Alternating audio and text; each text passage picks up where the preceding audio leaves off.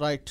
చూసాం ఇంతసేపు తెలంగాణ ముఖ్యమంత్రి రేవంత్ రెడ్డి గారు పత్రికా సమావేశం నిర్వహించారు. అది పవర్ పాయింట్ ప్రజెంటేషన్ ప్రగతి భవన్లో, ప్రజాభవన్లో జరిగిన పవర్ పాయింట్ ప్రజెంటేషన్, కాళేశ్వరంపై ఇచ్చిన పవర్ పాయింట్ ప్రజెంటేషన్లో భాగంగా నీటిపారుదల రంగంలో ఎవరేం చేశారు అంటే గతంలో ఉన్న కాంగ్రెస్ ప్రభుత్వం ఏం చేసింది ఉమ్మడి సమైక్య ఆంధ్రప్రదేశ్లో, ఆ తర్వాత వచ్చిన తెలంగాణలో గత 10 ఏళ్ళుగా కేసీఆర్ ప్రభుత్వం ఎలా తెలంగాణకు అన్యాయం చేసింది అని చెప్పే ప్రయత్నం చేశారు. తెలంగాణకి సమైక్యాంధ్రలో అప్పటి పాలకుల కంటే కూడా గత 10 ఏళ్ళుగా కేసీఆరే ఎక్కువ అన్యాయం చేశారు.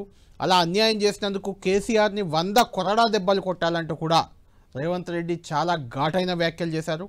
ఈరోజు కాళేశ్వరంతో పాటు కృష్ణా గోదావరి నీటి జలాలకు సంబంధించి కాంగ్రెస్ నేతలు మొత్తం మంది దాదాపు కాంగ్రెస్ నేతలంతా కూడా వచ్చారు.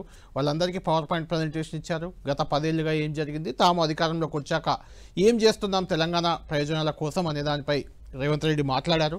అయితే చాలా తీవ్రమైన వ్యాఖ్యలు, ఘాటు వ్యాఖ్యలు కేసీఆర్ని ఉద్దేశించి చేశారు. ముఖ్యంగా తెలంగాణకు అన్యాయం చేసిన కేసీఆర్ని 100 కొరడా దెబ్బలు కొట్టాలనడంతో పాటు ఆంధ్రాకి పాలెగాడిగా మారి తెలంగాణ హక్కులకు నష్టం కలిగించేలా ఆంధ్ర కోసం కేసీఆర్ పనిచేశారు. గత 10 ఏళ్ళు కృష్ణా గోదావరి జిల్లాల్ని ఆంధ్రాకు తరలించారంటూ కూడా రేవంత్ రెడ్డి వ్యాఖ్యానించారు.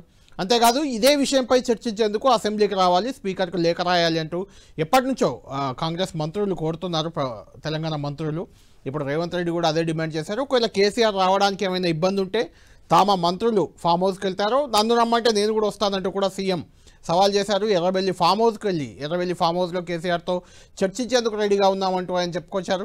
మొత్తానికి రేవంత్ రెడ్డి చేసిన వ్యాఖ్యలు ఇప్పుడు బీఆర్ఎస్ ఏ రకంగా రియాక్ట్ అవుతుంది, ఏం చేయబోతుంది దీనిపై అనేది చూడాలి. మనకు ఫోన్ లైన్లో అందుబాటులో ఉన్నారు BRS party MLC Dasoju Shravan గారు. శ్రవణ్ గారు, మీరు చూసే ఉంటారు గోదావరి కృష్ణా నీటిపారుదల ప్రాజెక్టులు, కాళేశ్వరంకు సంబంధించి కూడా తెలంగాణ ఇరిగేషన్ మంత్రి Uttam Kumar Reddy power point presentation ఇచ్చారు. ఇందులో మంత్రులు, కాంగ్రెస్ నేతలు అందరికీ అవగాహన కల్పించే కార్యక్రమంగా దీన్ని తీసుకున్నారు. ఇందులో ఇప్పుడే రేవంత్ రెడ్డి గారు కూడా ఎండింగ్లో కంక్లూడ్ చేశారు సెషన్ని మాట్లాడుతూ.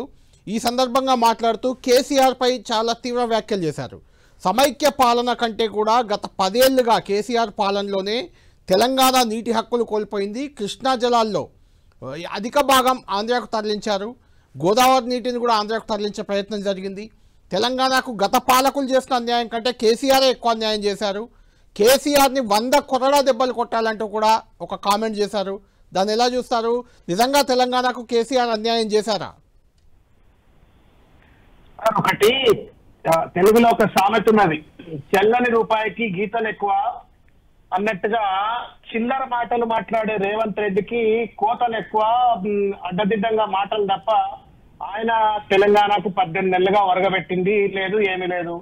18 నెలలుగా పనిగట్టుకొని కేసీఆర్ గారి పైన దూషణకు పాల్పడడం తప్ప నిర్దిష్టంగా తెలంగాణ అభివృద్ధి విషయంలో కానీ, తెలంగాణ హక్కులను కాపాడటంలో కానీ, ఇచ్చినటువంటి ఒక వాగ్దానాలు అమలు చేయడంలో కానీ పూర్తిగా వైఫల్యం చెందినటువంటి ఒక చిల్లర అసమర్థుడు రేవంత్ రెడ్డి. ఆయన నోటి నుండి ఇంతకంటే గొప్ప మాటలు వస్తాయని చెప్పని నేను అనుకోవట్లేను. సిగ్గు ఎగ్గు ఉండాలా రేవంత్ రెడ్డి గారికి మాట్లాడేటప్పుడు. ఆయన నోరా మోరా ఫిరాయిల్ పెట్టుకొని కడుక్కోవాలా? ఒక ముఖ్యమంత్రి కుర్చీలో కూర్చున్నోడు ఏది పడితే అది మాట్లాడితే ఆయన పక్కన ఉన్నటువంటి యొక్క రాజకీయ నాయకులు కావచ్చు, పార్టీ కార్యకర్తలు చప్పట్లు కొడితే కొడుతుండొచ్చు కాక, కానీ సంఖ్యలు ఏం చెప్తా ఉన్నాయి. ఆయన చుట్టూ ఉన్నటువంటి ఒక ఐఏఎస్ ఆఫీసర్లు కావచ్చు, ఆయన చుట్టూ ఉన్నటువంటి ఒక ఆర్థిక వ్యవసాయ రంగ నిపుణులు కావచ్చు, వాళ్ళైతే డేటా చెప్తారు కదా. బుద్ధి జ్ఞానం ఉండాలండి. కేసీఆర్ గారు వ్యవసాయానికి ఏం చేయలేదు, నీటి రంగానికి సాగునీటి రంగానికి ఏం చేయలేదు అని అంటే అంతకంటే మూర్ఖత్వం, దుర్మార్గం ఇంకోట్లేదు. తెలిసినోనికి చెప్పొచ్చు, తెలవడానికి చెప్పొచ్చు. తెలిసి తెలవనట్టు నటిస్తున్నటువంటి ఒక మూర్ఖుడు రేవంత్ రెడ్డికి ఏమీ చెప్పలేదు. నేను ఒక లెక్క చెప్తా ఉన్నా. 2014లో 1,31,00,000 ఎకరాల సాగు విస్తీర్ణం ఉన్నటువంటి ఒక భూమి, సాగు విస్తీర్ణం ఉన్నటువంటి ఒక వ్యవసాయ భూమి కేసీఆర్ గారు గద్దె దిగే నాటికి 2,68,00,000 ఎకరాలకు ఎట్లా పెరిగింది రేవంత్ రెడ్డి? సన్నాసి సమాధానం చెప్పు.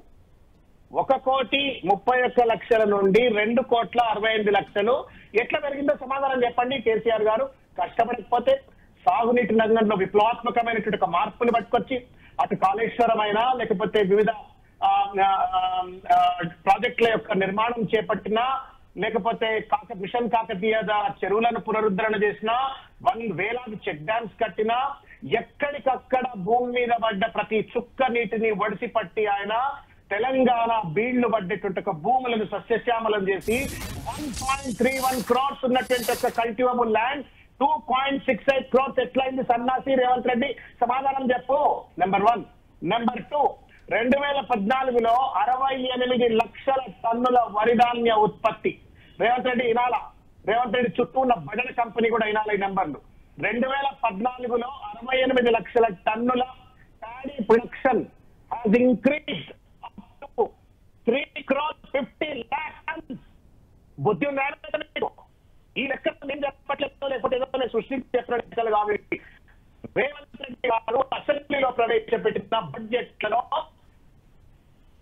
తెలంగాణ శాసనసభలో ప్రవేశపెట్టినటువంటి లెక్కలు ఇంత స్పష్టమైనటువంటి లెక్కలు ఉన్న తర్వాత ఇంకా కూడా పరిగెత్తుకొని కేసీఆర్ గారి పైన చిల్లర మందరగా మాట్లాడుతున్నారంటే ఇది కేవలం ఏనుగుపోతుంటే ఏం కుక్క మరిగినట్టు మరుగుతున్నట్టు తప్ప ఇంకొకటి లేదు. ఈ కుక్క మరుగులతోటి తెలంగాణ సమాజానికి ఏ రకంగా లాభం జరగదు. ఇవాళ మొదటిగా ఉంటే రేవంత్ రెడ్డికి దమ్ము ఉంటే, ధైర్యం ఉంటే చంద్రబాబు నాయుడుతో కొట్లాడాలి. కృష్ణా జిల్లాలలో దోపిడీ జరుగుతా ఉంది, గోదావరి జిల్లాలలో దోపిడీ జరుగుతా ఉంది. ఈ జరుగుతున్నటువంటి దోపిడీని అరికట్టాలంటే దమ్ము ధైర్యంతో నరేంద్ర మోడీతో కొట్లాడాలా, చంద్రబాబు నాయుడుతో కొట్లాడాలి? దోపిడీ చేస్తున్న చంద్రబాబు నాయుడు, పర్మిషన్ ఇస్తున్నటువంటి నరేంద్ర మోడీ, వీళ్ళిద్దరితో మాట్లాడమంటే అధికారం కోల్పోయి ప్రతిపక్ష పార్టీ నాయకుడిగా ఉంటూ ప్రజల పక్షాన, రైతుల పక్షాన నిన్ను ప్రశ్నించిన పాపానికి కేసీఆర్ గారి పైన 400 కొరడా దెబ్బలు కొట్టాలా? నిన్ను కొట్టాల 420, 420 ప్రామిస్ ఇచ్చినటువంటి ఒక 420 రేవంత్ రెడ్డికి 420 కాదు 840 కొరడా దెబ్బలు కొట్టాలి. ఇవాళ ఆల్రెడీ ప్రజలు కొట్టడానికి సిద్ధంగా ఉన్నారు. వచ్చే స్థానిక సంస్థల ఎన్నికలు కానీ, రేపటి రానున్నట్టు జూబ్లీ ఎన్నికలు కానీ కొరడా దెబ్బలు కొట్టడానికి సిద్ధంగా ఉన్నారు. ఏం భాష? శ్రావణ్ గారు, ఇక్కడ ఒక పాయింట్ ఏంటంటే, మీరు చెప్పింది చాలా వాల్యూడ్ పాయింట్లు ఉన్నాయి, చాలా ఫిగర్స్ చెప్తున్నారు కదా. ఇదే అంశాన్ని చర్చించేందుకు అసెంబ్లీకి కేసీఆర్ రావాలి అని ఎప్పటి నుంచో కోరుతున్నారు కాంగ్రెస్ నేతలు.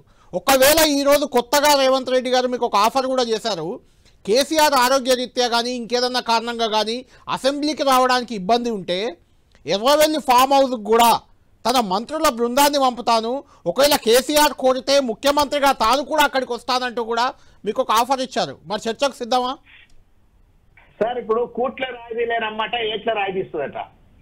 సిగ్గు ఎగ్గు లేదండి ఆయనకు. ఇప్పటిదాకా ఎన్ని అసెంబ్లీ సెషన్స్ అయినాయి సార్? ఒక్కసారి తెలంగాణ సమాజాన్ని నేను ఒక్కసారి రివైండ్ చేసుకోమని కోరుతున్నా. మీడియా మిత్రులారా, మీకు కూడా చెప్తున్న కళ్యాణ్ గారు, ఒక్కసారి పీసీఆర్ మిత్రులను అడిగి, ప్రతిసారి జరిగిన అసెంబ్లీ సమావేశాలు చంపనమని కొట్టిండ్రు కదా హరీష్ రావు గారు, కేటీఆర్ గారు, జగదీశ్వర్ రెడ్డి గారు, గంగుల కమలాకర్ గారు. వాళ్ళకే సమాధానం చెప్పని ఇంకా కేసీఆర్ కావాలి ఈ మొగాయనకు. అసెంబ్లీలో హరీష్ రావు అడిగిన ప్రశ్నలకు, కేటీఆర్ అడిగిన ప్రశ్నలకు ఒక సమాధానం చెప్పడానికి కూడా ధైర్యం లేనటువంటి వాడు కేసీఆర్ కావాలని చెప్పని మాట్లాడుతున్నాడు. ఆయన ఉద్దేశం అంతా ఏంటి?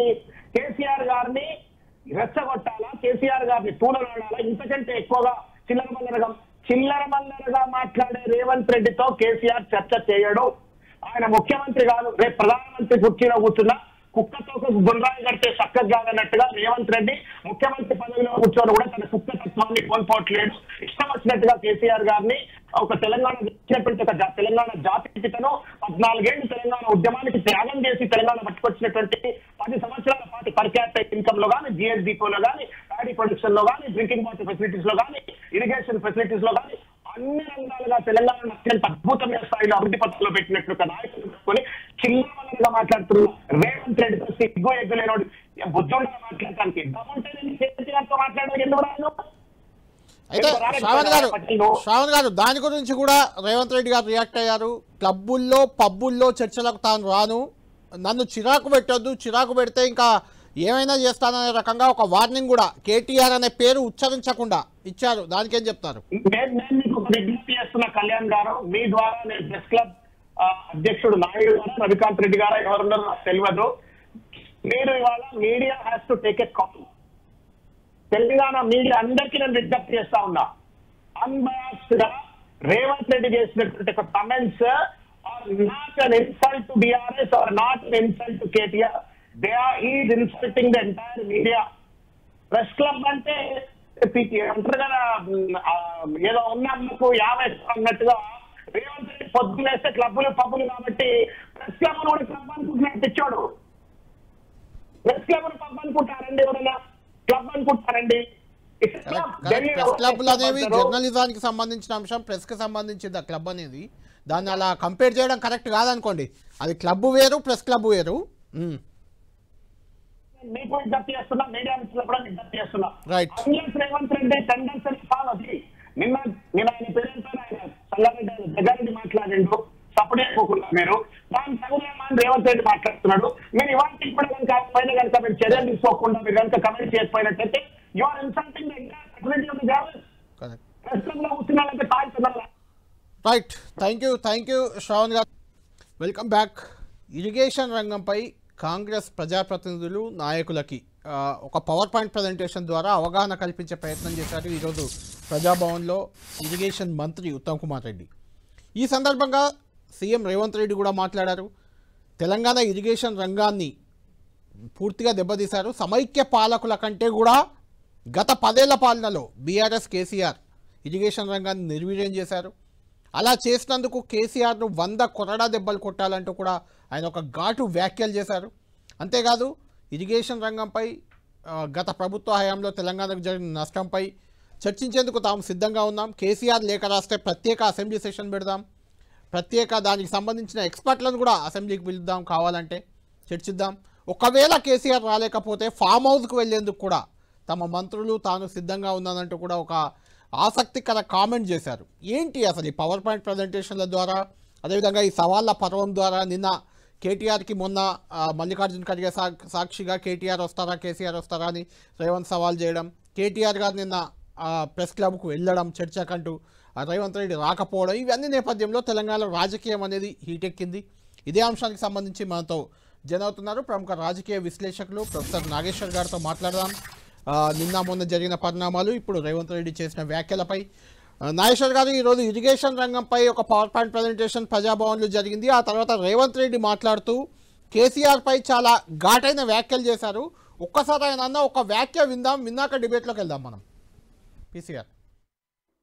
అందుకే ఈరోజు కృష్ణానదిలో చంద్రశేఖరరావు గారు చేసిన ద్రోహము ఉమ్మడి రాష్ట్రంలో సీమాంధ్ర పాలకులు చేసిన అన్యాయానికంటే 1000 రెట్లు ఎక్కువ అన్యాయం చేసిండు చంద్రశేఖరరావు. నిజంగా ఒకవేళ అనాల్చి వస్తే, ఒకవేళ ఇట్లాంటి తప్పులు చేసినందుకు వాళ్ళని ఒక్క కొరడా దెబ్బ కొట్టాల్సి వస్తే చంద్రశేఖరరావు గారిని 100 కొరడా దెబ్బలు కొట్టాల్సింది కృష్ణానదిలో మనకు చేసిన ద్రోహానికి. అలాంటిది ఈరోజు ఎదురుదాడి ఎట్లా అంటే ఇంకా అడ్డు అదుపు లేదు, వాస్తవాల ప్రాతిపదిక లేదు. అందుకే ఈరోజు కృష్ణానదిలో చంద్రశేఖరరావు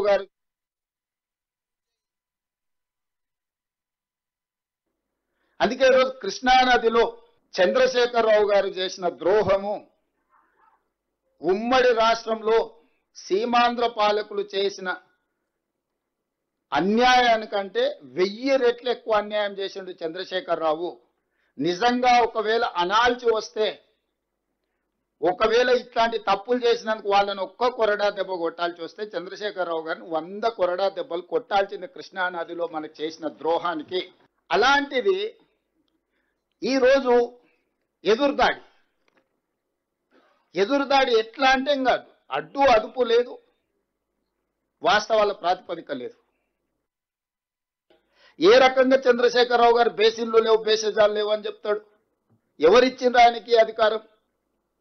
ఏ హోదాలో ఆయన బేసిన్లు లేవు, బేసిజాలు లేవు, మీరు గోదావరి జిల్లాలను కృష్ణా దాటించి పెన్నాకు తీసుకెళ్ళండి, మీకెందుకు నేను చూసుకుంటా అని వాళ్ళ తరఫున ఒకళ్ళతో పుచ్చుకుంటాడు? వాళ్ళ పట్ల వాళ్ళ పక్షాన పాలెగాడి కింద మారిండా? ఇది అడుగుదామంటే ఆయన రాడు. వాస్తవాలు వివరిద్దామని అంటే ఆయన చర్చ కుదరదు అంటాడు. పిల్లలతో అన్ని చిల్లర మాటలు మాట్లాడతారు, ఇటు తిప్పితే అటు తిప్పితే అట్లాంటి మాటలకు చాలా మంది ఉన్నారు. ఏ రకంగా చంద్రశేఖరరావు గారు బేసిన్లు లేవు, బేసిజాలు లేవు అని చెప్తాడు?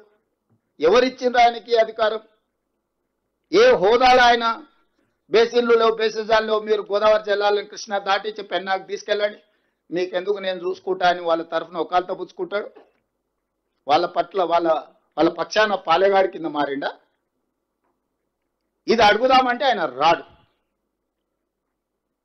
వాస్తవాలు వివరిద్దామని అంటే ఆయన చర్చ కుదరదు అంటాడు. పిల్లలతో అన్ని చిల్లర మాటలు మాట్లాడతారు, ఇటు తిప్పుతాడు. రైట్, నాగేశ్వర్ గారు విన్నారు కదా, కేసీఆరే సమైక్య పాలకుల కంటే ఎక్కువ కృష్ణా జలాల్లో అన్యాయం చేశారు తెలంగాణకి. ఒకవేళ ఏమైనా శిక్షించాల్సి ఉంటే కేసీఆర్ని 100 కొరడా దెబ్బలు కొట్టాలి అని కామెంట్ ఒకటి. రెండవది, ఏపీకి పాలెగాడుగా మారాడా కేసీఆర్, తెలంగాణ నీటిని ఏపీకి ఎలా పంపుతారు అనేది ఒక కామెంట్ చేశారు. అసలు ఈ నీటి యుద్ధంలో బీఆర్ఎస్ చెప్తుంది వాస్తవమా, కాంగ్రెస్ చెప్తుంది వాస్తవమా? ప్రజల్లో చాలా సందేహాలు ఉన్నాయి, మీరేం చెప్తారు? ఇప్పుడు ఎవరు చెప్పింది వాస్తవము అనే దానికన్నా కూడా దీని వెనకాలన్న రాజకీయం ఏంటనేదే ముఖ్యమైనది. ఫ్యాక్ట్ ఏంటి? ఫ్యాక్ట్ కృష్ణా నదిలో 50% వాటా కావాలని తెలంగాణ ఎప్పటి నుంచో అడుగుతోంది. ఎందుకంటే రాష్ట్రాల మధ్య నీటి పంపిణీ జరుగుతుంది. అందువల్ల తెలంగాణ రాష్ట్రం ఏర్పడ్డాక నీటి వనరుల పంపిణీ జరగలేదు. అందువల్ల తెలంగాణ ప్రభుత్వం సుప్రీంకోర్టు దాకా పోయింది. కేంద్రం దీన్ని ట్రిబ్యునల్ ద్వారా పరిష్కరిస్తామంటే సుప్రీంకోర్టులో కేసు విత్డ్రా చేసుకుంది. సో అసలు ఉమ్మడి రాష్ట్రంలోనే మీకు బ్రజేష్ కుమార్ కృష్ణ ట్రిబ్యునల్ పట్ల వ్యతిరేకత వచ్చింది. అది వరద జలాలను పంపకం చేయడం పట్ల అభ్యంతరాలు వచ్చాయి. Period of years of reference అంటే నదీ జలాలను అంచనా వేయడంలో తీసుకున్న ఇయర్స్ ఆఫ్ రెఫరెన్స్ పైన అభ్యంతరాలు వచ్చాయి. అలాగే కర్ణాటక ప్రాజెక్టులకు అక్రమ ప్రాజెక్టులుగా ఉమ్మడి రాష్ట్రం అభ్యంతరాలు చెప్పిన ప్రాజెక్టులు అనుమతించింది దానిపైన అభ్యంతరాలు వచ్చాయి. అది తేలక ముందే రాష్ట్ర విభజన జరిగింది. రాష్ట్ర విభజన అయినప్పటి నుంచి తెలంగాణ వాదన నీళ్ళ ఆధారంగానే మా రాష్ట్రం పుట్టింది. అందువల్ల తెలంగాణ కన్సర్న్స్ను కూడా పరిగణలోకి తీసుకుని ఒక రాష్ట్రంగా తీసుకొని ట్రిబ్యునల్ రీఎలకేట్ చేయాలి వాటర్ అనేది ఆర్గ్యుమెంట్. ఈ ఆర్గ్యుమెంట్ ఇప్పటికీ పరిష్కారం కాలేదు. దీంట్లో ఎవరు అన్యాయం చేశారు, ఎవరు అన్యాయం చేయలేదు అనేది పొలిటికల్ క్వశ్చన్ అయితే, రియాలిటీ క్వశ్చన్ మీకు కృష్ణా నదిలో ఇప్పటికీ కూడా మీకు 811 టీఎంసీ ఉమ్మడి రాష్ట్రానికి కేటాయిస్తే 199 మీకు ఆ లెక్క మీకు ఇంతకుముందు సీఎం కూడా చెప్పారు. సో తెలంగాణకు అంతకుముందు ఉమ్మడి రాష్ట్రంలో ఉన్న వాటానే ఉంది తప్ప పెరగలేదు. సో దీనికి పెరగకపోవడానికి ఎవరు కారణం? అడగని కేసీఆర్ కారణమా, అడిగినా ఇవ్వని మోడీ కారణమా? సో ఈ కారణాలు ఏదైనా రియాలిటీ అయితే తెలంగాణకు కృష్ణానది జలాల్లో తెలంగాణ అడుగుతున్నది మా దగ్గర పరివాహక ప్రాంతం ఎక్కువ, ఉమ్మడి రాష్ట్రంలో మాకు అన్యాయం జరిగింది. కృష్ణా ప్రవహించే పాలమూరులో వలసలు చూసాం, నల్లగొండలో ఫ్లోరైడ్ చూసాం. అందువల్ల కృష్ణానదిలో జెన్యూన్ వాటా కావాలి అనేది తెలంగాణ వాదన. ఎందుకంటే కృష్ణానదిలో నీళ్లు తక్కువ, ప్రాజెక్టులు ఎక్కువ, గోదావరిలో నీళ్ళు ఎక్కువ, ప్రాజెక్టులు తక్కువ. సో కృష్ణానది జలాల సమస్య అపరిష్కృతంగానే మిగిలిపోయిందన్నది నిజం. సో ఈ మిగిలిపోయిందన్నది నిజమైనప్పుడు ఏమవుతుంది? నెక్స్ట్ ఎవరు తెలంగాణ ప్రయోజనాలకు నిలబడ్డారు అనేది పొలిటికల్ క్వశ్చన్ వస్తుంది. బీఆర్ఎస్ తాము తప్ప ఇంకెవరు తెలంగాణ వాదానికి ప్రతినిధులు కారు. బీఆర్ఎస్ను విమర్శిస్తే తెలంగాణనే విమర్శించినట్లుగా వారు భావిస్తారు.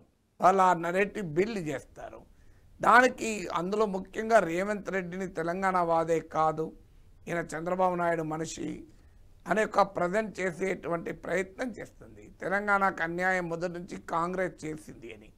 సో ఈ రెండు పొలిటికల్ నరేటివ్ల మధ్య యుద్ధమే ఇప్పుడు జరుగుతున్న పరిణామాలు. ఎందుకంటే పర్సెప్షన్ క్రియేట్ చేయాల్సిన అవసరం ఉంటుంది ఎవరు తెలంగాణ వాదానికి నిలబడి ఉన్నారని. ఎందుకంటే తెలంగాణలో 11 ఏళ్ల తర్వాత కూడా తెలంగాణ వాదము ఇంకా పొలిటికల్ పొటెన్షియల్ ఉన్న అంశంగానే భావిస్తున్నారు. అందువల్ల రేవంత్ రెడ్డి తాను అసలు సిసలు తెలంగాణ వాదిని అనేది ఒక అగ్ని పరీక్ష బీఆర్ఎస్ పెడుతోంది. ఈ అగ్ని పరీక్షలో నిలబడటానికి ఆయన బీఆర్ఎస్ పైన అఫెన్సివ్గా వెళ్తున్నారు. బీఆర్ఎస్ ఏంటంటే ఇప్పుడు భారత రాష్ట్ర సమితి పెట్టాక, ఇటీవల ఎన్నికల్లో ఓడిపోయాక తెలంగాణ వాదము తప్ప మరో మార్గం బీఆర్ఎస్కి లేదు. ఎందుకంటే కౌంటర్గా ఇంకేం చెప్పాలి అనే క్వశ్చన్. సంక్షేమ పథకాలంటే కేసీఆర్ ఇచ్చాడు, రేవంత్ రెడ్డి ఇచ్చాడు, ఆ సంక్షేమ పథకాలు ఇచ్చిన చోటే గ్రామీణ ప్రాంతాలు ఓడిపోయారు. అందువల్ల తెలంగాణ వాదమే ప్రధానంగా బీరసెత్తుకుంది. అందువల్ల it's a conflict of political narratives. Reality ఏంటి? తెలంగాణ ఉద్యమ కాలం నుంచి కృష్ణానదిలో కావాలన్న వాటా మాత్రం రాలేదు. అది రియాలిటీ. దానికి ఎవరు బాధ్యులు అనేది రాజకీయంగా తేల్చుకోండి. రియాలిటీ మాత్రం తెలంగాణకు ఆ వాటా రాలేదన్న నిజమే కదా. నాగేశ్వర్ గారు, ఇక్కడ మెయిన్ పాయింట్ ఏంటంటే 2004 నుంచి 14 వరకు ఉమ్మడి ఆంధ్రప్రదేశ్, ఆ సమయంలో తెలంగాణ వాటా కృష్ణా జిల్లాలో 299 టీఎంసీలు. అదే కంటిన్యూ అయింది ఈ 10 ఏళ్ల పాటు కూడా అనేది బీఆర్ఎస్ చేస్తున్న వాదన ఒక పాయింట్. రెండోది, ఈ 10 ఏళ్లలో ఎన్నడూ కూడా 299 టీఎంసీలు కూడా తెలంగాణ వాడుకోలేదు. అంటే ప్రాజెక్టులు లేకపోవడం వల్ల ఎక్కడ వాడుకోలేదా? 268 65 టీఎంసీల వరకు వాడారు, అంతే, అంతకెక్కువ వాడలేదు. అంటే ఇందులో గతంలో వచ్చిన దాన్ని కంటిన్యూ అయింది. కొత్తగా ట్రిబ్యునల్ ఏర్పాటు, వాళ్ళు నీటి కేటాయింపులు జరిగే వరకు జరిగింది. ఇందులో మా తప్పేం లేదు అని బీఆర్ఎస్ చెప్తుంది. 299కి సంతకం పెట్టి వచ్చాడు కేసీఆర్. అదే తెలంగాణకు మరణశాసనం అయింది, కృష్ణా జిల్లాలో నష్టమైంది అనేది ఇప్పుడు కాంగ్రెస్ వాదనగా ఉంది. ఇందులో ఏది కొంత సమర్థనీయంగా ఉందంటారు? నేను నిజం, ఇంతకుముందు 199 పొరపాటున 299. సో ఉమ్మడి రాష్ట్రంలో కృష్ణా నదిలో 512 ఆంధ్రప్రదేశ్ వాడితే 299 మీకు తెలంగాణ. అది నాకు గుర్తున్నంత వరకు ఫస్ట్ ఇయర్లో అండర్స్టాండింగ్ కుదిరింది. అంటే ఓన్లీ 1 ఆ ఇయర్ తర్వాత మళ్ళీ కంటిన్యూ చేశారా లేదా అనేది ఒక క్వశ్చన్. 10 ఏళ్ళు కంటిన్యూ అయిన మాట నిజం. కంటిన్యూ సంతకం పెట్టడం వల్ల అయిందా, సంతకం పెట్టలేకుండా అయిందా, that is again A debatable. But reality అయితే కంటిన్యూ అయింది. సో దానికి ఆ స్థాయిలో నీరు వాడలేదు అనేది ఇష్యూ కాదు. నీరు వాడడము వాడకపోవడం ఆధారంగా వాటాలు ఉండవు. వాటాలు ఒక రాష్ట్రానికి ఉండే హక్కులపైన వాటాలు ఉంటాయి. ఎందుకంటే మీకు ఇప్పుడు కావేరీలో కూడా ఇదే వివాదం వచ్చింది. కర్ణాటకలో ప్రాజెక్టులు లేక వాడని సమయంలో తమిళనాడులో కావేరీ వాటర్ ఎక్కువ వాడారు, కావేరీ డెల్టా ఏర్పడింది. ఇప్పుడు ఒక సిచ్యువేషన్ ఏంది, కర్ణాటకలో ప్రాజెక్టులు కట్టడంతో కావేరీ డెల్టా వాటర్ ప్రాబ్లం ప్రతిసారి అది నేషనల్ ఇష్యూ అవుతుంటుంది. అందువల్ల కృష్ణానదిలో ప్రాజెక్టులు చాలినంతగా లేకపోవడం వల్ల వాడలేదు. ఇవన్నీ ఒక అసలు ఫండమెంటల్ క్వశ్చన్. ట్రిబ్యునల్ ద్వారా ఒక రాష్ట్రం కొత్తగా ఏర్పడినప్పుడు అనివార్యంగా ఆ రాష్ట్రాల మధ్య పునః పంపిణీ జరగాల వద్దా? అంటే ఉమ్మడి రాష్ట్ర ప్రాతిపదికపైనే కృష్ణానది జలాల కేటాయింపులు ఉండాలా? మీకు మిగతా కొత్త రాష్ట్రం ఏర్పడ్డాక ఆ రైపేరియన్ స్టేట్స్ పెరిగిపోతాయి. ఇప్పుడు కర్ణాటక, ఆంధ్రప్రదేశ్ మాత్రమే ఉంటే రైపేరియన్ స్టేట్స్గా ఇప్పుడు కర్ణాటక, తెలంగాణ, ఆంధ్రప్రదేశ్ 3 రాష్ట్రాలు అయ్యాయి. సో మీకు మీకు 3 రాష్ట్రాలతో పాటు మహారాష్ట్ర కూడా 4 రాష్ట్రాలు అయ్యాయి. సో అందువల్ల 4 రాష్ట్రాల మధ్య వాటర్ పంపిణీ జరగాలి. మీకు అది అనివార్యంగా ఇప్పుడు రాష్ట్రాలు, ఇప్పుడు గోదావరి కూడా అంతే. మీకు మహారాష్ట్ర, ఆంధ్రప్రదేశ్ ఉంది. ఇప్పుడు మహారాష్ట్ర, తెలంగాణ, ఆంధ్రప్రదేశ్ ఉంటుంది. సో కృష్ణానదిలో 4 రాష్ట్రాలు, గోదావరి నదిలో 3 రాష్ట్రాలు అవుతాయి. సో రాష్ట్రాల ఆధారంగా ట్రిబ్యునల్స్ రీఎలకేట్ చేయాలి inter state water dispute tribunal act ప్రకారం. సో అది జరగలేదు. అది కేంద్రము కూర్చొని ఉంది. రాష్ట్ర ప్రభుత్వాలు అడగడం అడగపోవడం కన్నా కూడా జరగాల్సిన కేటాయింపు జరగలేదు. అది దానికి ఎవరు కారణం అనేటువంటి ఇప్పుడు ఒక పొలిటికల్ నరేటివ్ బిల్డింగ్లో ఇష్యూ వస్తుంది. బట్ రియాలిటీ అయితే కృష్ణానదిలో వాటా అయితే తేలలేదు కదా. ఇప్పుడు మీకు 811 టీఎంసీలు ఉమ్మడి రాష్ట్ర వాటా కదా. ఈ ఉమ్మడి రాష్ట్రంలో ఉన్న వాటానే అప్పటి వరకు ప్రాజెక్టుల వారీగా చేసిన కేటాయింపుల ఆధారంగా నిర్ధారణ తర్వాత రాష్ట్ర విభజన తర్వాత కంటిన్యూ అయింది. కానీ అల్టిమేట్గా తెలంగాణను కూడా ఒక పార్టీగా చేసి రీడిస్ట్రిబ్యూషన్ అయితే ట్రిబ్యునల్ చేయలేదు కదా, అది క్వశ్చన్.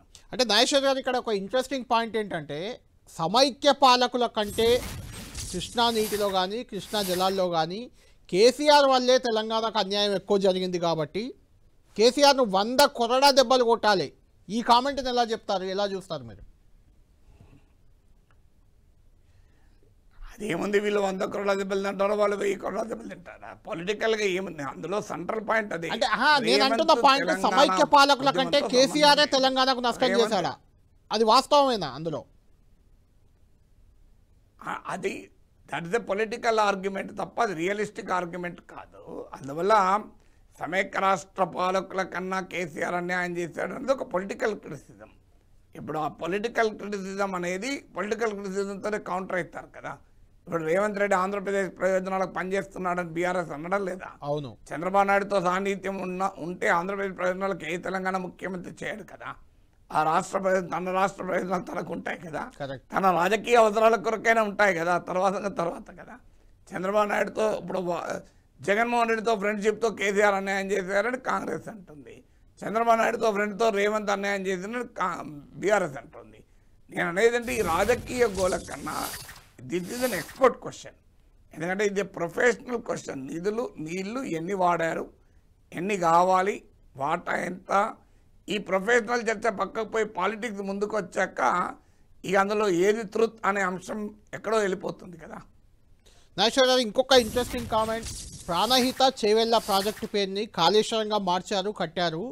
కోర్స్ కమిషన్ల కోసం అనే ఆరోపణ ఇలాగుంది. దాంతోపాటు ఈరోజు రేవంత్ రెడ్డి గారు చేస్తే ఇంకొక ఇంట్రెస్టింగ్ ఆర్గ్యుమెంట్ ఏంటంటే, ప్రాణహిత చేవెళ్ళ పేరులో చేవెళ్లకు గోదావరి నీరు, అంటే కాళేశ్వరం అంటే గోదావరి నీరు కాబట్టి చేవెళ్ళ వరకు గోదావరి నీరు ఇస్తే చేవెళ్ళ కృష్ణా బేసిన్లో ఉంది కాబట్టి కృష్ణా వాటర్ అలొకేషన్లో ఇబ్బంది అవుతుంది చేవెళ్ళకి, అందుకే చేవెళ్ళకు నీరు ఇవ్వట్లేదు కాళేశ్వరం కింద, అందుకే కాళేశ్వరంగా పేరు మార్చాం, దానివల్ల చేవెళ్ళ నల్లగొండ ఈ 2 జిల్లాలకు కూడా గోదావరి నీళ్ళు ఇవ్వలేదు అనేది ఒకటి.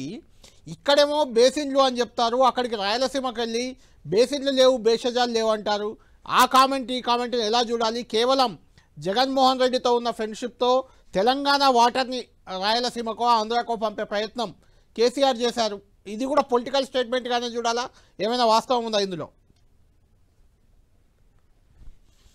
అంటే గోదావరిలో సర్ప్లస్ వాటర్ ఉంది, అప్పుడైనా ఇప్పుడైనా ఈవెన్ బనకచర్లైనా ఇప్పటికీ చంద్రబాబు నాయుడు ఏమంటున్నాడు, సర్ప్లస్ వాటర్నే వాడతాము అని అంటున్నాడు. అవును. అలాగే మీకు అప్పుడైనా జగన్మోహన్ రెడ్డి సర్ప్లస్ వాటర్స్ అనే చర్చ జరిగింది. సో అందువల్ల సర్ప్లస్ వాటర్ను తరలిస్తే అదొక అమికేబుల్ సెటిల్మెంట్ ద్వారా అయితే దానికి రూల్స్ ఉన్నాయి. మీకు గోదావరి నీటిని కృష్ణా నదికి తరలిస్తే ఎగువన కృష్ణా వాటర్ను రీలొకేట్ చేసుకుంటారు. సో అందువల్ల అప్పుడు 2 రాష్ట్రాలు మ్యూచువల్ అగ్రిమెంట్తో చేయగలిగితే, అంటే ఇప్పుడు మీకు కృష్ణా నదీ జలాలు వాడే చోట గోదావరి నదీ జలాల అనుసంధానంతో వాడగలిగితే కృష్ణా నదీ జలాలను ఎగువ ప్రాంతంలో వాడటానికి అవకాశం ఉంటుంది.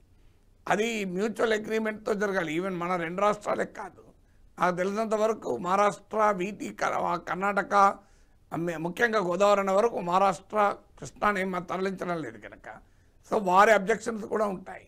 సో అందువల్ల మీకు ఇంటర్స్టేట్ రివర్ వాటర్స్ను డైవర్షన్ చేసినప్పుడు అనివార్యంగా ఇతర రాష్ట్రాల ఆమోదము కూడా ఇన్వాల్వ్ అయి ఉంటుంది.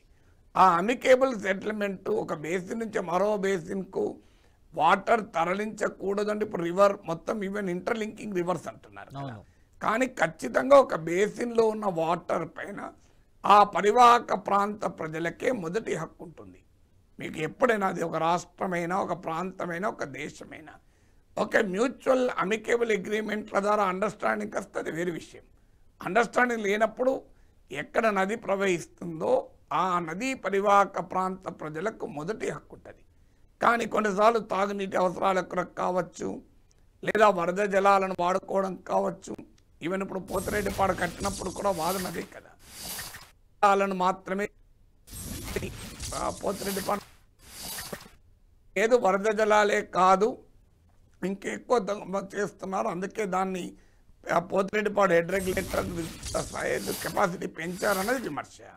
సో అల్టిమేట్గా గోదావరిలో వాటర్ స్కేర్సిటీ లేదు, గోదావరిలో పుష్కలంగా వాటర్ ఉంది. మరి గోదావరిని కృష్ణాకు తరలించి కృష్ణా వాటర్ని ఎగువన రాయలసీమ కేటాయించిన తెలంగాణలో కూడా కృష్ణా నీరు సరిపోని ప్రాంతాల్లో వాడితే అది మహబూబ్ నగర్, రంగారెడ్డి, నల్లగొండ జిల్లాలో వాడగలిగితే అమికేబుల్ సెటిల్మెంట్ ఉంటే బాగానే ఉంటుంది. కానీ అమికేబుల్ సెటిల్మెంట్ లేనప్పుడు బేసిన్లే ఉంటాయి తప్ప బేసిజాలు ఉండవు కదా. బేసిజాలు లేకుండా అగ్రిమెంట్లు కుదిరితే మంచిది, అగ్రిమెంట్లు కుదిరినప్పుడు బేసిన్లే ఉంటాయి తప్ప బేసిజాలు అనేది లేకపోవడం అనే ప్రశ్న రాదు కదా. రైట్. నాగేశ్వర్ గారు, చాలా రోజుల నుంచి మీరు చూస్తూనే ఉన్నారు కేసీఆర్ అసెంబ్లీ సెషన్స్కి రావట్లేదు. పదే రేవంత్ రెడ్డితో సహా కాంగ్రెస్ నేతలంతా కూడా అసెంబ్లీకి రావాలి, కేసీఆర్ అసెంబ్లీకి వచ్చి మాట్లాడాలి, అసెంబ్లీలో చర్చించాలి, ఈ డిమాండ్ చేస్తూ వచ్చారు. ఈరోజు ఇంకొక స్టెప్ రేవంత్ రెడ్డి ముందుకేశారు. కేసీఆర్ అసెంబ్లీకి వస్తాడా, లేదంటే తాను కానీ మంత్రివర్గ సహచరులు కానీ ఫామ్ హౌస్కి వెళ్ళి చర్చించేందుకైనా సిద్ధం, దానికైనా కేసీఆర్ ఒప్పుకోవాలంటూ ఒక డిమాండ్ చేశారు. ఆయన ఏమన్నారు ఒకసారి విందాం, విని దానిపై మాట్లాడదాం మనం. ఎప్పుడో ఎక్కడికైనా వస్తా, ఎక్కడికైనా రామాట, ఎక్కడికొద్దు స్వామి, ఎర్రవల్లి ఫామ్ హౌస్కు నేనే మా మంత్రుల బృందాన్ని పంపిస్తా, ఏం ప్రాబ్లం లేదు. తారీఖు చెప్పు, మొత్తం ఈ సెటప్ అంతా తీసుకొని వస్తారు మా వాళ్ళు. ఎర్రవల్లి ఫామ్ హౌస్లోనే చర్చ పెడతాము. చంద్రశేఖరరావు గారి ఆరోగ్యం అంత గొప్పగా లేదు, రావడానికి ప్రయాణం చేయడానికి ఏమైనా ఆరోగ్యం సహకరించకపోతే మీరు కుర్చీ వేసుకొని అక్కడ కుర్చీలో కూర్చోండి చంద్రశేఖరరావు గారు. మొత్తం మాక్ అసెంబ్లీ అని తెలంగాణ ఉద్యమంలో కోదండరామ్ గారు నిర్వహించేవాళ్ళు. శ్రీనివాస్ రెడ్డి గారు కూడా అప్పుడు అందులో ప్రశ్నలు అడిగి మమ్మల్ని అందరినీ మాక్ అసెంబ్లీ నిర్వహిద్దాం ఎర్రవల్లి ఫామ్ హౌస్లోనే, మా మంత్రుల బృందాన్ని నేను పంపిస్తా, అన్ని వివరాలు చర్చించుకుందాం. కాదు కూడదు అని ఒకవేళ అంటే చంద్రశేఖరరావు గారు పిలిస్తే నేను కూడా వస్తా. నాకేం బేసిజాలు లేవు, నాకంటే సీనియర్ ఆయన పబ్లిక్ లైఫ్లో ప్రజా జీవితంలో అనుభవంలో చంద్రశేఖరరావు గారు. వారి ఆరోగ్యం సహకరిస్తలేదు, ముఖ్యమంత్రి గారు కూడా రావాల్సిందే. చర్చలు ముఖ్యమంత్రి లేకపోతే సమర్థవంతమైన అర్థవంతమైన చర్చలు జరగవు. ముఖ్యమంత్రి కూడా ఈ చర్చలు. రైట్, నాగేశ్వర్ గారు ఎలా చూస్తారు ఈ డిమాండ్, ఎలా చూస్తారు? అంటే చాలా రోజుల నుంచి కేసీఆర్ అసెంబ్లీకి రావాలనే దానికి కంటిన్యూషన్గా ఇంకా కొంచెం ఎక్స్టెండెడ్గా ఉంది ఇది. అంటే మీకు ఫండమెంటల్ పాయింట్, నిన్న కేటీఆర్ ప్రెస్ క్లబ్కు పోయి ఒక చైర్ ఖాళీ పెట్టి ఆనరబుల్ చీఫ్ మినిస్టర్ని రాసి చర్చలో ముఖ్యమంత్రి రావాలి, ఎందుకంటే కేసీఆర్ వస్తాడా కేటీఆర్ వస్తాడా తేల్చుకోండి అని రేవంత్ రెడ్డి అన్నాడు కనుక నేను వస్తున్నాను మీరు రండి అని ఆయన నిన్న ఒక చైర్ ఖాళీ పెట్టి. అవును, రేవంత్ రెడ్డి ఇంకో అడుగు ముందుకేది నేను ఫామ్ హౌస్కే వస్తా అంటున్నాడు. బహుశా నెక్స్ట్ స్టెప్ అసలు చెప్పకుండా చేయకుండా ఫామ్ హౌస్కి పోయినా పోతారేమో. సో డైరెక్ట్గా ఎర్రవల్లి ఫామ్ హౌస్ ముందు పొలిటికల్ స్పెక్టకల్ అయినా చూసినా ఆశ్చర్యపడాల్సింది లేదు. దీని ద్వారా ఏంటి చెప్పదలుచుకున్నారంటే, రేవంత్ రెడ్డితో నా స్థాయి కాదు, నేను ఆయనతో చర్చ ఏంటి, పిల్లలున్నారు కేటీఆర్ హరీష్ రావులు అనే వైఖరి కేసీఆర్ తీసుకుంటున్నాడు. నేను ప్రజాస్వామ్యంలో ఎన్నికైన ముఖ్యమంత్రిని, నేను తక్కువ నువ్వు ఎక్కువ అనేది ఎట్లుంటుంది, నేను కేసీఆర్తో సమవుజ్జి, సంగతి ఏందో తేల్చుకుందాం అంటే మీరు సీనియర్ పబ్లిక్ లైఫ్లో ఉన్నారని చెప్పిన అని రేవంత్ రెడ్డి. సో అందువల్ల ఇద్దరు కూడా వాద ప్రతివాదాలకు ప్రాతిపదిక. అది చర్చలు ఫామ్ హౌస్లో జరగవు, చర్చలు ప్రెస్ క్లబ్లో జరగవు. ఆ చర్చలు జరిగినా దానికి ఏం వ్యాలిడిటీ ఉండదు. ఎందుకంటే రేవంత్ రెడ్డి అన్నది విన్నారు కదా మాక్ అసెంబ్లీ అని. అవును, మాక్ అసెంబ్లీ మాకరికి ఉపయోగపడుతుంది తప్ప దానికి ఏమీ వాల్యూ ఉండదు కదా. చర్చ అసెంబ్లీ అనేది ఎక్కడ మీకు అసెంబ్లీలోనే జరగాలి. ఎర్రవల్లి ఫామ్ హౌస్లో అసెంబ్లీ ఏర్పాటుకు గవర్నర్ సమ్మన్ చేస్తే తప్ప జరపకూడదని లేదు. అసెంబ్లీ ఎక్కడైనా జరపచ్చు. అవును, అసెంబ్లీ బిల్డింగ్లోనే జరగాలని రూల్ ఏమీ లేదు. ఎక్కడ ఎమ్మెల్యేలంతా కూర్చొని స్టాట్యుటరీగా చర్చలు కూర్చుంటారో అదే అసెంబ్లీ. అందువల్ల మీకు ఎర్రవల్లి ఫామ్ హౌస్లో కనుక గవర్నర్ కన్వీన్ చేసి అసెంబ్లీని ఎర్రవల్ల్లి ఫామ్ హౌస్లో నిర్వహించుదాం ఈ సెషన్ అంటే నిర్వహించడం సాధ్యమైతే కేసీఆర్ గారు ఒప్పుకుంటేనే కదా నాగేశ్వర్ కేసీఆర్ గారు ఒప్పుకోవాలి కదా, ఆయన ప్రైవేట్ ప్లేస్ అది. ఏమండి, దానికి కేసీఆర్ గారు అంగీకరించాలి కదా, అది ఆయన ప్రైవేట్ ప్లేస్ కదా. కేసీఆర్ ఒప్పుకోకుండా అనుమానం లేదు, అది ప్రైవేట్ ప్లేస్ కనుక ఆయన ఫామ్ హౌస్లో కేసీఆర్ అంగీకరిస్తేనే చర్చ. అదంతా ప్రాక్టికల్గా అయ్యేది కాదు. అది ఏంటంటే కేసీఆర్ సభకు రాడు, సభలో చర్చకు సిద్ధంగా లేడు, కేసీఆర్ సభ నుంచి పారిపోతున్నాడు, లీడర్ ఆఫ్ ద పొజిషన్ అనే political narrative Revanth Reddy build చేయదలుచుకున్నాడు. అందుకే నేను ఒక పొలిటికల్ పాయింట్స్ నిన్న ఎలాగైతే ప్రెస్ క్లబ్కి ఏమైనా సీఎం వస్తాడా, కేటీఆర్ ప్రెస్ క్లబ్లో కూర్చుంటే సీఎం వచ్చి hello KTR I have come అంటాడా? అది అయ్యేదా? ఇది కూడా అయ్యేది కాదు. అదే అయ్యే ప్రెస్ క్లబ్కు రేవంత్ రెడ్డి ఓడు, ఫామ్ హౌస్కు కేసీఆర్ పిలువడు. సో కేసీఆర్ అసెంబ్లీకి అల్టిమేట్గా పరిష్కారం అసెంబ్లీకి రావడమే పరిష్కారం. మిగతా ప్రైవేట్ ప్లేసెస్లో చర్చకు రారు, వచ్చినా దానికి అధికారిక రికార్డులేమి వ్యాలిడేట్ ఉండవు. అందువల్ల అల్టిమేట్గా ఇలాంటి అంశాలు చర్చించాల్సింది, తేల్చాల్సింది ఖచ్చితంగా శాసనసభ వేదిక మాత్రమే. మిగతా ఎక్కడ చర్చ జరిగినా అది పొలిటికల్ చర్చే తప్ప it is not a legislative debate కదా. అది పొలిటికల్ చర్చ కూడా కాదు, అది ఒక రచ్చ అవుతుంది తప్పితే అది డిబేట్ కాదు.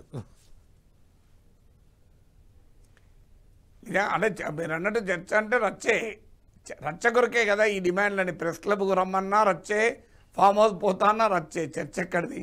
రైట్, థ్యాంక్ యూ నాగేశ్వర్ గారు. మొత్తానికి ఈ వ్యవహారం కాంగ్రెస్ బీఆర్ఎస్ మధ్య, ముఖ్యంగా రేవంత్ రెడ్డి కేసీఆర్ మధ్య అంశంగా దీన్ని చూడాలి. వాళ్ళిద్దరి మధ్య వివాదం అనేది చర్చల పేరుతో జరుగుతున్న రచ్చగానే కనిపిస్తుంది. ఇది ఎలాగూ చర్చ జరిగే అవకాశం అయితే కనిపించట్లేదు. ఎందుకంటే కేసీఆర్ అసెంబ్లీకి వచ్చే ఆలోచనలో లేరు. ఆ పార్టీ నాయకులు క్లియర్గా చెప్తున్నారు. రేవంత్ రెడ్డి లాంటి ఆయన భాష తీరు దానిపై అభ్యంతరం వ్యక్తం చేస్తూ అలాంటి వ్యక్తితో చర్చలకు కేసీఆర్ రావాల్సిన అవసరం లేదని ఆ పార్టీ నాయకులు కేటీఆర్ గతంలో చెప్పారు. ఇప్పుడే నాగేశ్వర్ గారి కంటే ముందు నాతో మాట్లాడుతూ దాసోత్సవం ఎమ్మెల్సీ ఆయన కూడా చెప్పారు కేసీఆర్ రావాల్సిన పని లేదు, రేవంత్ రెడ్డితో చర్చకు రాదని. కానీ రేవంత్ రెడ్డి కానీ కాంగ్రెస్ నేతలు కానీ కాంగ్రెస్ మంత్రులు కానీ కేసీఆర్తో చర్చించాలని చాలా రోజుల నుంచి కొంత చర్చకు ఉత్సాహం చూపుతున్నారు. మరి వాళ్ళ కోరిక తీరుతుందా? కేసీఆర్ చర్చకు వస్తారా? అసెంబ్లీకి హాజరవుతారా? లేదంటే ఈ ఇరిగేషన్ ప్రాజెక్టులో తెలంగాణకు అన్యాయం చేసింది కేసీఆర్ అనే వ్యాఖ్యలపై రేపు కేసీఆర్ రియాక్ట్ అవుతారా? లేదంటే మళ్ళీ కేటీఆర్ లేదంటే హరీష్ రావు రియాక్ట్ అవుతారా? ఆ తర్వాత కాంగ్రెస్ బీఆర్ఎస్ నేతల మధ్య పంచాయతీ ఎలా ఉండబోతుంది? తెలంగాణ గట్టు మీద మాత్రం ఇది ఉడవని పంచాయతీగానే కనిపిస్తుంది. ఈ పంచాయతీ వచ్చే ఎన్నికల్లో ప్రజలిచ్చే తీర్పు వెలువడే వరకు కూడా ఇదే రకంగా కంటిన్యూ అయ్యే అవకాశం కనిపిస్తుంది. ఇది ప్రైమ్ టైం డిబేట్.